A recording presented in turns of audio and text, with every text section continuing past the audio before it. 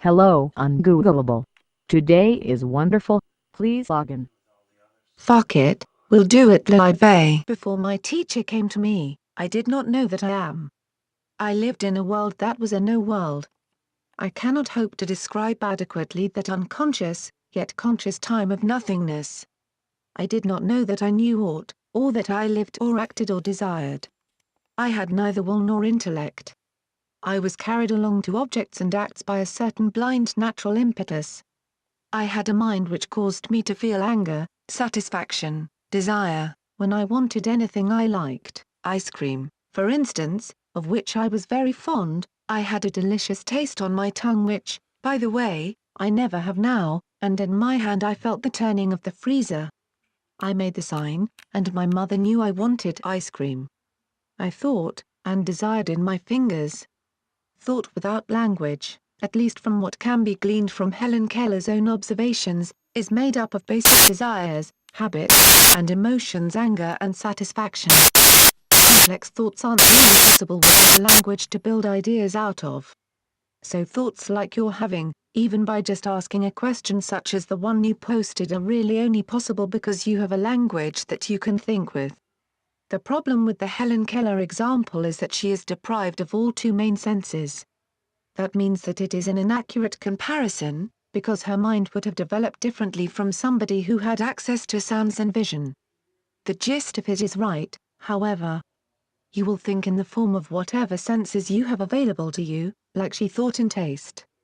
But on part of the analogy that is missing, I see, is that language develops a lot faster than biology. In other words, as we developed from apes, we developed language a lot faster. Even current apes communicate, albeit in rudimentary forms. We have always used language, because we automatically sought the easiest way of communication between people.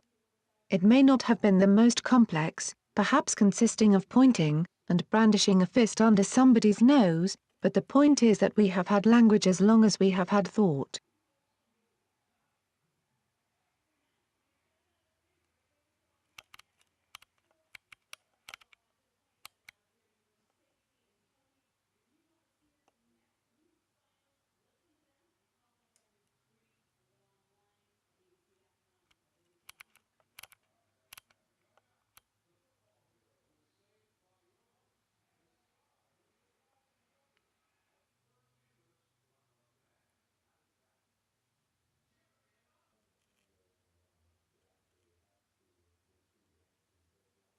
Thank you for logging out.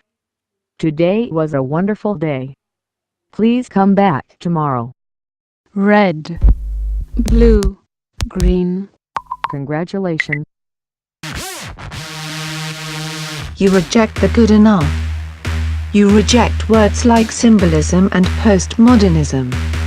Obsolescence is not part of your vocabulary. Every night, every day, every step of the way, the diktat of fashion, the agenda of the Colo wheel. Gone. It takes more than a pretty face to catch your attention.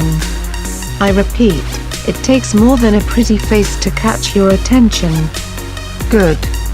That is very good. We are source decoded. For you. For the most perfect moisturizer.